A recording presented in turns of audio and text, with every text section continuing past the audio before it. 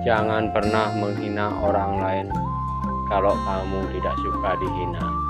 Begitu pula, jangan pernah meremehkan orang lain kalau kamu tidak suka diremehkan. Jadilah pribadi yang baik bagi semua orang. Adi tumen luang kata-kata akhirnya nani. Perilaku akhirnya kone karuan. Kenapa ya dek? Adi bengudi kok wane? Ono suntuk grake, ajak kunanake, pek nangis lampan anggap ini. Keras dek. Tawangaki bermain wanita, ternyata kunanake bermain cowok mas. Sepet gati berkena emeh. Sabar dek. Nah, jadi mencai sing demen ninggalin kunancai ini bermain cowok. Pidan dan aki cai bermain cewek dek. Men kengkenang nak jan.